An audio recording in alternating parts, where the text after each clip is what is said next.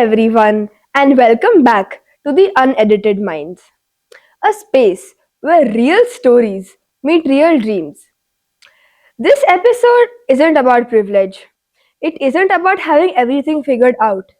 It's about courage, consistency, and choosing to not give up. Our guests today come from a really humble background and they grew up with limited resources and they still dared to dream big. Bhumika, being the eldest of five sisters, to representing India on a global platform, her journey is proof that talent exists everywhere. Opportunity just needs its chance. From a government classroom in Ahmedabad to robotic competitions on world stage, Joy's story proves that opportunity can change the direction of anybody's life. To keep the story as real and as authentic as possible, today's conversation will unfold in Gujarati, the language of the roots, the journey, and the truth. આજે જે આપણે વાતો કરવાના છે એ ખાલી વાતો નહીં but બહુ બધા બાળકો માટે એક ઇન્સ્પિરેશન હશે, એક આશા હશે. કેમ છો તમે બંને? મજામાં. મજામાં. કયા સ્ટાન્ડર્ડમાં ભણો છો? 10th. તમે બી? ઓકે. કયો સબ્જેક્ટ ગમે તમને? ગણિત. ગણિત, સોશિયલ સોશિયલ સ્ટડીઝ. ઓકે. ભૂમિકા, તમે 5 બહેનોમાંથી સૌથી મોટા છો. તમારા ઘરમાં ઓછી ફેસિલિટી હોવા છતાં બી તમને સૌથી વધારે પ્રેરણા કોણ આપતું હતું? મારા પપ્પા મને વધારે પ્રેરણા આપે છે. એમનું જોબ કરે છે, ગેસ ડિલિવરી એમ્પ્લોયર છે અને એ નાનું કામ કરે છે તો પણ હું ભણું છું. અમારા ઘરનું બધું એ સંભાળે છે.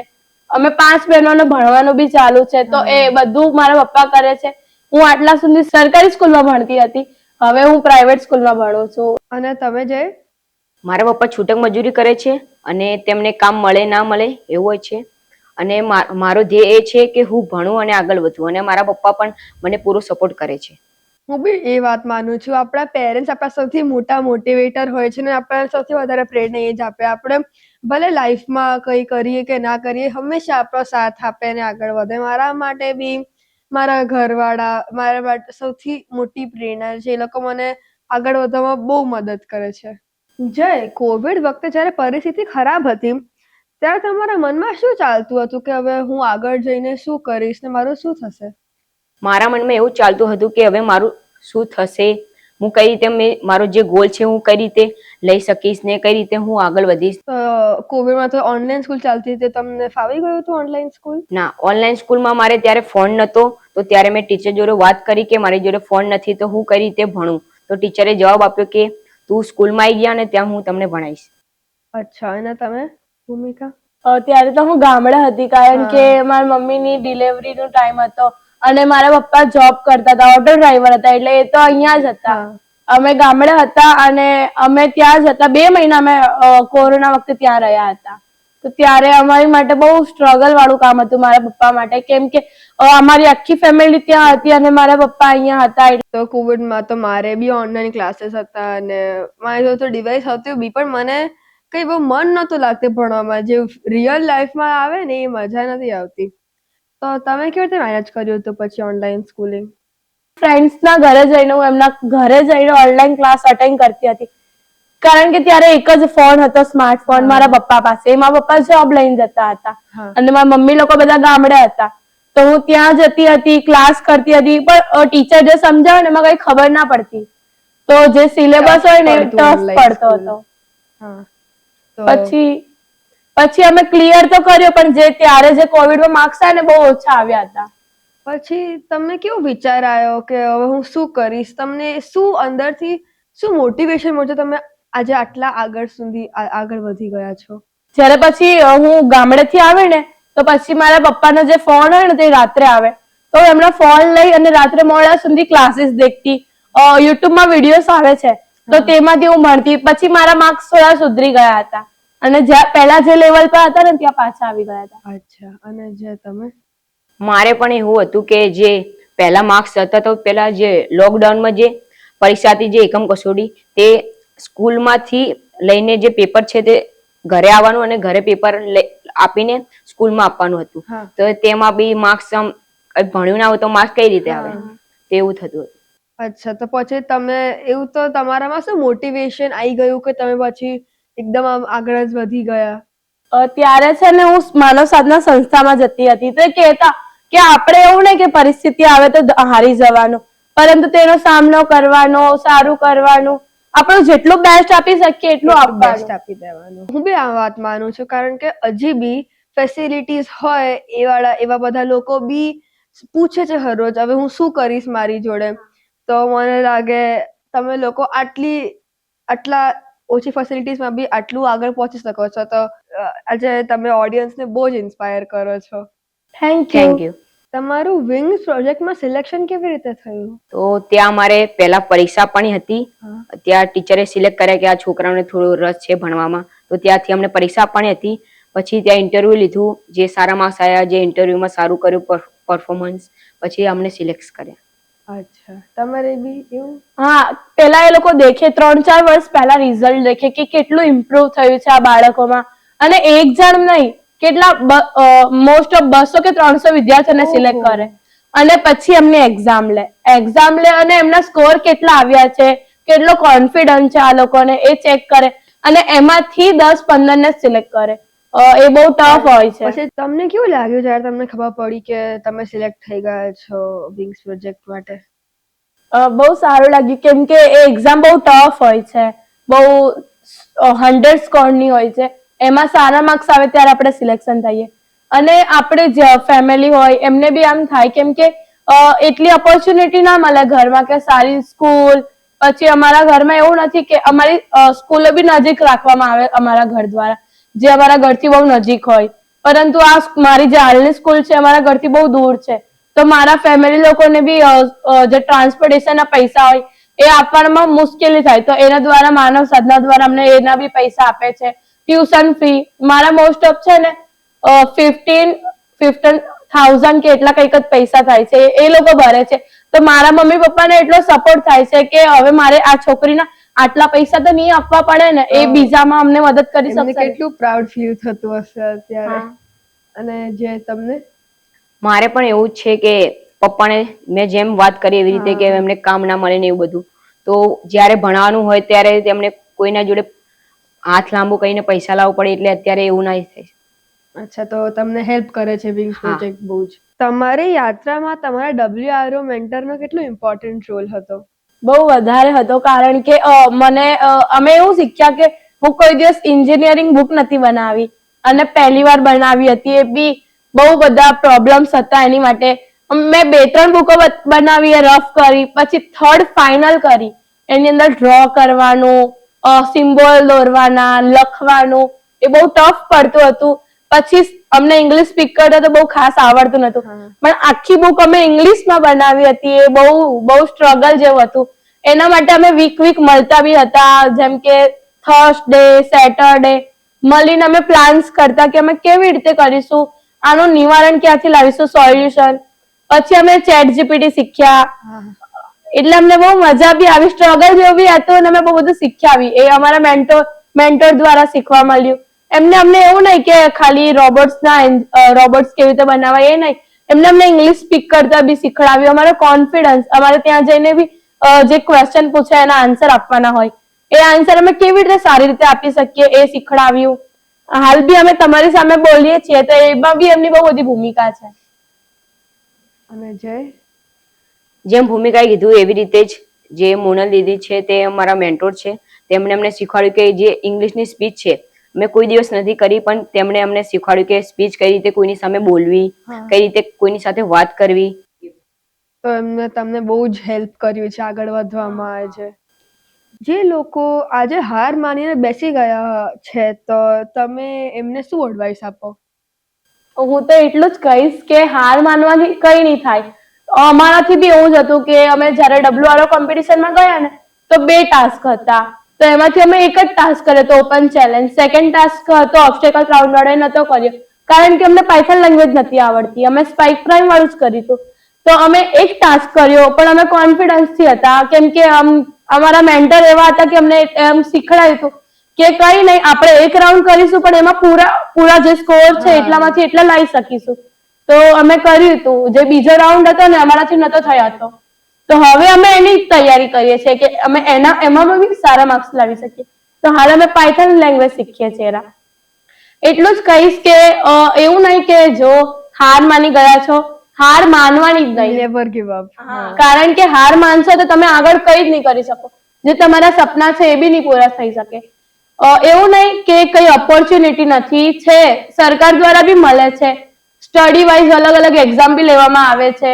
હા, હમણાં જ એક ગઈ અલગ અલગ સબ્જેક્ટની હોય છે, એમાં સ્કોલરશિપ બી મળે છે, તો એમ બી કરી શકીએ આપણે. બરાબર વાત છે. તો અને જે તમે શું કહેવા માંગશો? જેમ ભૂમિકા કીધું એવી રીતે એના સિવાય પણ અમારે એક થયું હતું કે જ્યારે અમે જે આઈપેડમાં અમે કોડ બનાવતો આખો, તે અમદાવાદ રહી ગયો હતો અને અમે હૈદરાબાદ હતા. તો પછી આમ અડધો કલાક એવું લાગ્યું કે અમારું શું થશે, અમે આખો કોડ બનાવ એટલી મહેનત કરી તો બાતકલ જશે. પછી સરને વાત કરી તો સરે પછી ત્યાંથી આપણે મોકલાયો અને પછી તે બરાબર થયું ને પૂરા માર્ક્સ આવ્યા. અચ્છા, તો તમે શું કહેવા માંગશો લોકોને કે ગીવ અપ કેમ નહીં કરવાનું? હું એવું જ કહેવા માંગીશ કે આપણે કોઈ દિવસ હાર ના માનવું જોઈએ. જો હું જેમ કહું કે જે ક્રિકેટ રમે છે લોકો, તો એવું નહીં કે બધી મેચ જ જીતે, અમુક મેચ હારી બી જવાય, એવું કઈ નહીં. તો વારંવાર પ્રયાસ કરી જવાનું અને પૂરું આપણું જે મહેનત છે પૂરી રાખો. હારથી તમને શીખવા મળે એટલે તમે અગલી વાર જીતી જાઓ. ચલો હવે થોડા મૂડ લાઇટન કરીએ અને ગેમ રમીએ. આ ગેમનું નામ છે જો એવું હોત તો. હું તમને 1 by 1 ક્વેશ્ચન પૂછીશ અને હું તમારાથી ચાલુ કરીશ. ઓકે? ઓકે. જો તમે એક દિવસ માટે નેતા હોત કે પોલિટિશિયન હોત તો તમે સૌથી પહેલા કયો નિયમ બદલી દેતા? જે અત્યારે જે ગવર્મેન્ટ સ્કૂલ છે તે 12 મંદિરથી 8 સુધી છે, તો હું એવું કરો જે 12 મંદિરથી 12 સુધી ભણી શકે એવી સ્કૂલ બનાવો. આ તો એકદમ સમજદાર વાત કરી તમે. જો તમે એક દિવસ માટે નેતા હોત તો તમે કયો નિયમ બદલી કાઢતા? હું એ નિયમ બદલોત કે જે અત્યારે જે ગવર્મેન્ટ સ્કૂલ છે તે 12 મંદિરથી 8 સુધી છે, તો હું એવું કરું જે 12 મંદિરથી 12 સુધી થઈ જાય અને જે પ્રાઇવેટ કરતા પણ સારી સ્કૂલ બની શકે, તો બાળકો ભણીને થોડું આગળ વધી શકે. હા, તમે બહુ સમજદાર વાત કરી કહેવાય. હવે ભૂમિકા, તમારો સવાલ છે. જો તમે એક્ટર હોત તો તમે કોનો રોલ કરવાનો ગમતે? જો હું એક્ટર હોત ને તો હું સક્સેસફુલ વુમેન નો રોલ કરત, જે સીઈઓ હોય કંપનીની અને જે કેવી રીતે ઓર્ડર્સ આપે, કેવી રીતે મીટિંગ્સ કરે, એ વાળો રોલ કરવા ઈચ્છા. અચ્છા, તમારા તો સપના બી એકદમ ઊંચા છે. તમે જોજો ને, તમે બી લાઈફમાં ત્યાં જ પહોંચવાના તમે બંને. Thank you. જો તમે ટીચર હોત તો તમે કયા વિષયને વધારે ઇન્ટરેસ્ટિંગ બનાવતા? મને ગણિત વિષય વધારે ગમે છે, તો હું જો ટીચર હોત તો હું ગણિત વિષયને વધારે મજેદાર બનાવોત અને સરળ બનાવોત, જેથી બાળકો ગણિત અમને લાગે છે બધાને કે હાર્ડ છે, પણ તો હું એવી રીતે કરો જે રમત સાથે ગમત કરીને આમ ભણી શકે. તો તમે ટ્યુશન ક્લાસ કરશો તો હું તમારી સૌથી પહેલી સ્ટુડન્ટ હોઈશ. જો તમે એક દિવસ માટે ઇનવિઝિબલ બની જાઓ તો તમે સૌથી પહેલા શું કરવા માંગો? હું સૌથી પહેલા તો છે ને આ કન્ટ્રી છોડી બીજા કન્ટ્રીમાં જાઉં, જેમ કે સ્વિટ્ઝરલેન્ડ જાઉં અથવા તો અમેરિકા જાઉં. અને ત્યાં જઈને હું અમેરિકા જઈને એવું કરું કે છે ને ત્યાં કેવી રીતે તે દેશ આટલો સક્સેસફુલ છે, કેમ આપણો દેશ એટલો સક્સેસફુલ નથી, તે હું જાણત. અને કે એની પાછળનું રીઝન શું છે, કેમ એ સક્સેસફુલ છે, આપણો દેશ નથી, એના બહુ બધા પોઈન્ટ્સ હું નોટ કરત. અને પછી જયારે હું પાછી જેવી થઈ જાઉં પછી અહીંયા આવીને એ ઇમ્પ્રુવિંગ કરવાનું કરવાનું. તમારા વિચાર જ એવા આટલા આમ સ્ટ્રોંગ માઇન્ડના છે કે તમે કોઈ ઇન્ટરનેશનલ કન્ટ્રી જઈને બધું શીખીને આવો. વાહ, થેન્ક યુ. જો તમે એક રાતમાં ફેમસ બની જાઓ તો તમે તમારી જિંદગીમાંથી શું એક વસ્તુ કદી ભૂલશો નહીં કે ચેન્જ નહીં કરશો?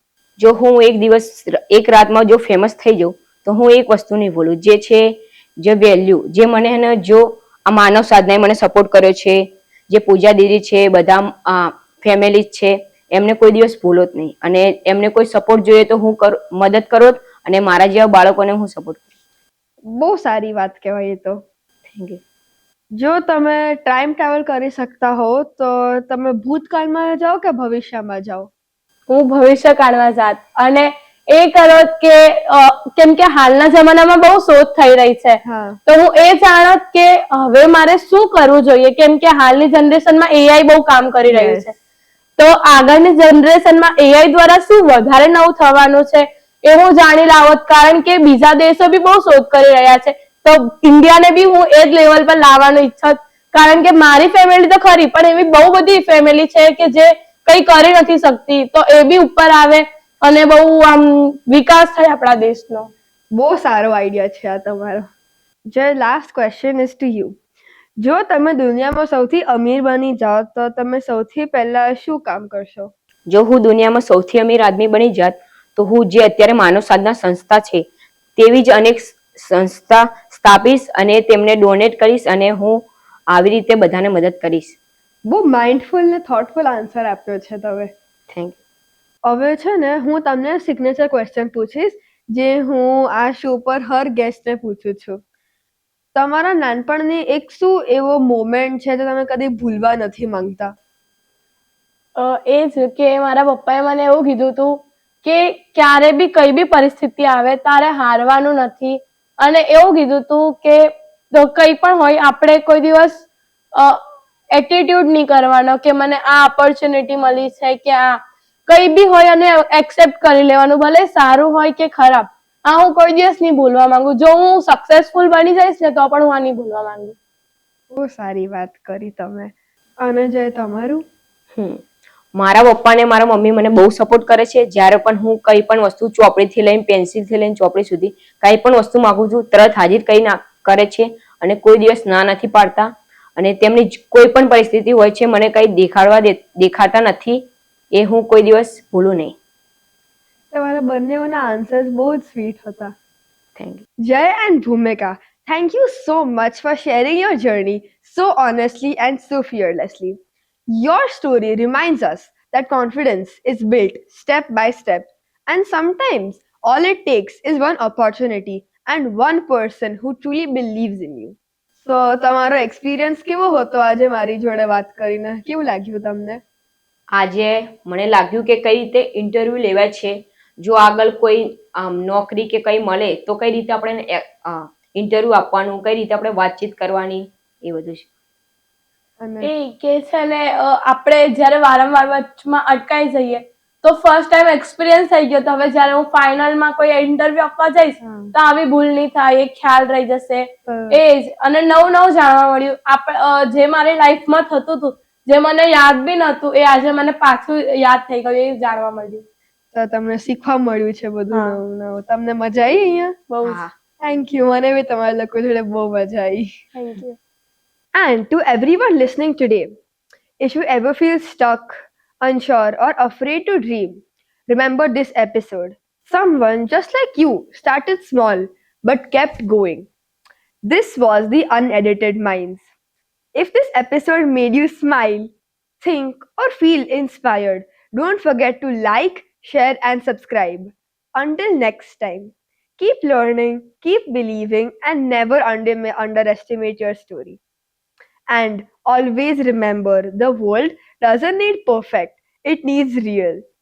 Until next time, bye. Bye.